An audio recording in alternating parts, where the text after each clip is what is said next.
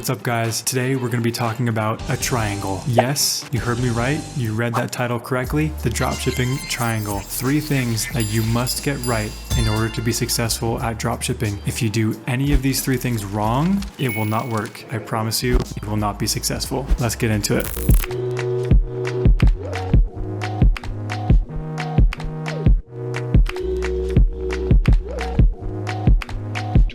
Before we begin, as usual, I will show you the revenue that my TikTok organic store has done this month. So far, we are at $14,909 for the month. Profit margins for the store are about 50%, a little bit higher than 50%. So far for the month, we're at about $7,500 in profit after all expenses, paying for the store, the little ad spend we have, the employees, everything, which is a little bit less than last month, which is unfortunate. My TikToks haven't been performing as well as the month prior, but I am still very happy with $7,500 in 1 month, pretty much passively with my employees running the whole show for me, which if you're watching this, employees, I love you, you're great. All right, the dropshipping triangle. Let's get into it. The dropshipping triangle exists of 3 points: the product, the website, in the ad. If you get any of these 3 things wrong, your dropshipping journey will unfortunately be cut short. So listen up. I'm going to give you some pointers about each point of the triangle, pointers about the points. And if you follow my advice, your likelihood of becoming successful, or at least following in the footsteps that I've generated with all of my stores, will be a lot more likely. Okay.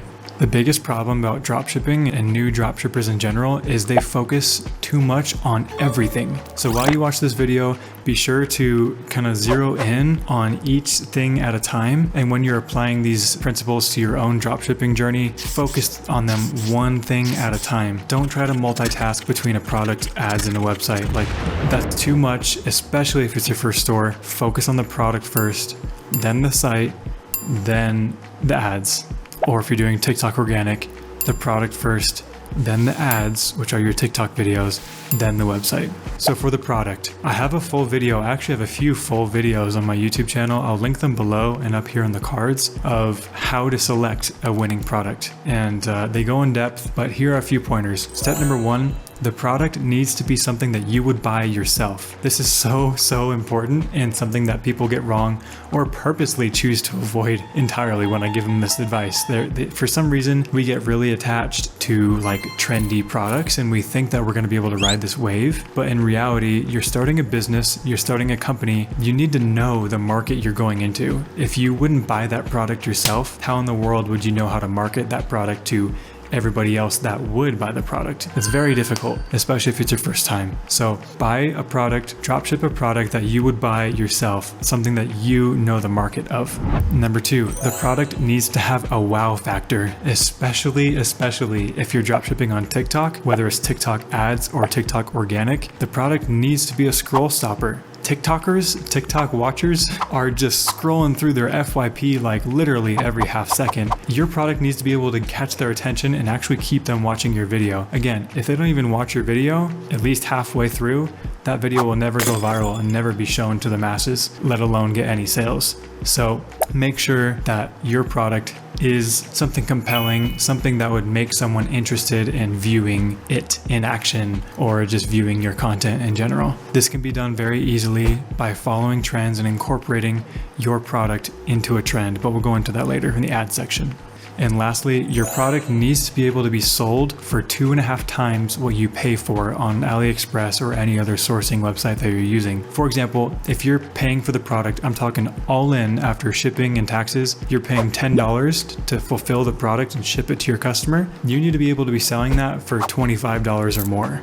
If not, you're not really going to see good enough margins, especially if you're running ads. If you're running ads, you really should be looking at a minimum of 3 times differentiator from your sourcing price and your listing price.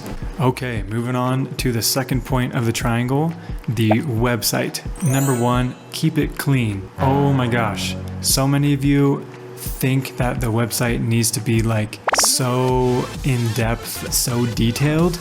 No, No, it doesn't. Keep it minimal. Honestly, the style nowadays is minimal. Go onto Apple's website. I'll be referencing Apple a lot in this video. Go onto Apple's website. It's super minimal. It's sleek. Your website should have 2 colors. I suggest a white background with 1 accent color that matches or complements the product you're selling or products that you are selling, and maybe a 3rd color. But for me, I usually stick to 2 colors featured throughout my whole website. On brand, professional, clean.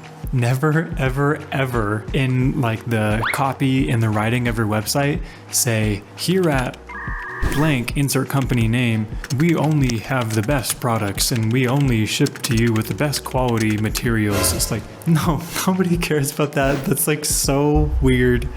Don't say things like that. And so many new dropshippers like talk about their own company in the 3rd person in their like product description, talking about their shipping times and like the way their products are made. Like, no, don't talk about yourself in the 3rd person. That's weird. No company does that. Again, look at Apple and go on to the new iPhone 14 Pro page or any page on their website. They have a very minimalistic, very sleek, straightforward header that says something describing the iPhone. And then they have a very straightforward, straight to the point, little description, maybe 2 sentences maximum describing the product. And then you scroll down, it's very interactive. That's what you want on your website. You don't want some like paragraph chunks describing who you are and all that. Nobody cares about that. They want information quick. Again, you're drawing people from TikTok where they're scrolling every half second. They don't have the attention span. I know it sounds harsh.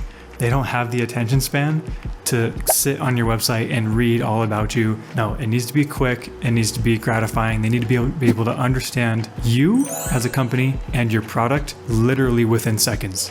For number 3, it's going to be a bonus tip at the end of the video. Keep on watching and I'll show you at the end. Moving on to the 3rd point of the triangle, the ad, or if you're running TikTok organic, the TikToks that you create. These points can be applied to a TikTok organic store or a TikTok ad store. It works. Number 1, and most importantly, in all of your ad copy, the video, or just the TikTok itself, you need to make the viewer feel why they want that shoe.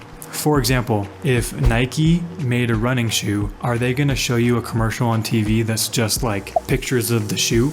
Probably not. They're going to show you the shoe in action. They're going to show some like extremely fit person working out, looking like they're having a great time, sprinting super fast down a track, and the viewer feels that. They feel that athleticism. They don't look at just a static photo of the shoe or like a TikTok made me buy it. Oh, look at my shoe. No. They don't do that. You need to make the viewer feel why they would want that item, whether it's a shoe, whether it's like a knickknack, whether it's anything in this planet. In order to buy it, they need to feel it. Again, I brushed up on this before, but number 2 is it needs to have a scroll stopper. Your hook on your ad or on your TikTok needs to be compelling. It needs to stop someone from scrolling. Basically, the best way I can advise you to start doing this from the start, if you're new to making TikToks, would be to find what went viral in the niche that you're selling in. Again, let's go back to Nike, like athletics. Search hashtag athlete and look at the top 10 TikToks and mimic those TikToks frame by frame, the same sound, same text, everything. Mimic it, but incorporate your product somehow in the mix of all of that. And that's it. Those are your 3 points. Oh, wait.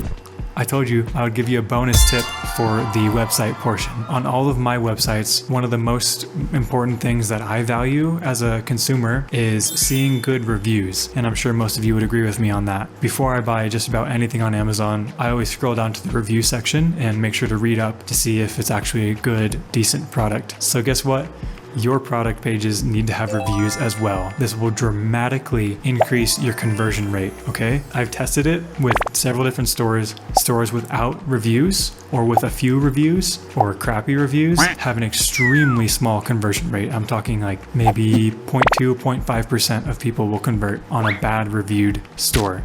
Bad reviewed as in they have like 4 good reviews or they have no reviews at all. On a store that has, let's say, 700 5-star reviews, 1,000 5-star reviews, that store will convert at like 2 to 4% or higher. Now you're gonna ask, Brandon, how do I get 1,000 reviews? You're gonna make me import 1,000 reviews off of AliExpress? Oh my gosh, that's gonna take forever. No, tons of review apps that you can download onto Shopify actually let you export and import reviews.